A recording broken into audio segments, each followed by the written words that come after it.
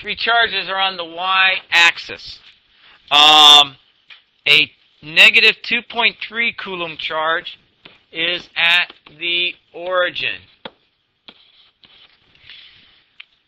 Another unknown charge is at y is equal to 2. So that's, I'm going to call it Q2.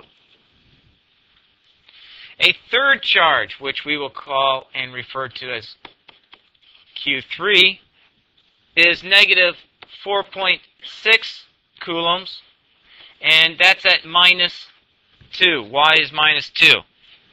So that it is in electrostatic equilibrium with the other two. This guy is in equilibrium with the other two. You have to be able to identify which charge is the one in equilibrium so that you can properly identify the forces. And once you properly identify the forces, then it's just a matter of setting up the two equations, solving for what you don't know. And that's really the key on this guy. This guy's not moving. So charge 3 and charge 1 are both negative.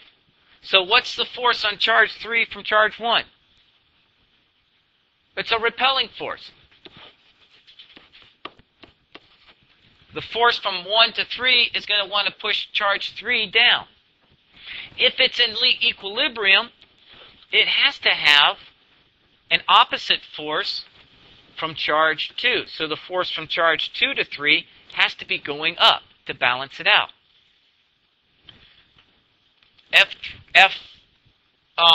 Force between 1 and 3 is repelling, which would be a positive force value.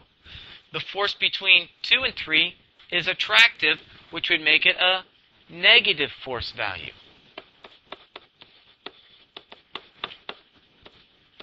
So that's what we're solving for. And including this negative sign will make sure we get the correct charge up here for Q2. That's kind of the key on these problems. Sometimes the negative signs cancel out, sometimes they don't. But now it's a matter of plugging in the electrostatic force equation again. Negative Q, and I'm still going to say Q2 and Q3. And the distance between 2 and 3 is 4. And so we're going to square that guy. K, Q1, Q3, and the distance between 1 and 3 is 2. And we're going to square that guy. You could have said negative 2. It doesn't matter because you're going to square it. Our K's cancel out. The Q3's go away. We know Q1, it's negative 2.3. We're solving for Q2. So this turns out to be a lot straightforward, a lot simpler than the previous problem when we're finding the position.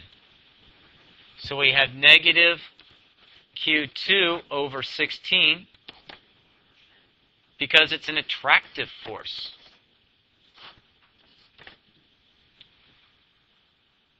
And now my negative signs cancel out. And because the negative signs cancel out, I'm going to end up with a positive value for charge, which it needs to be positive since it's an attractive force to this negative charge. Works out kind of nice. And if I do the math correctly in my head, it's 9.2 coulombs.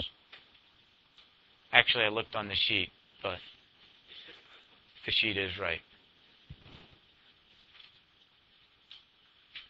A lot easier to do this one than the one where you're finding the position. But what you have to remember, really the key is remembering that negative sign, which means it's an attractive force. And when you have attractive forces, you have opposite charges.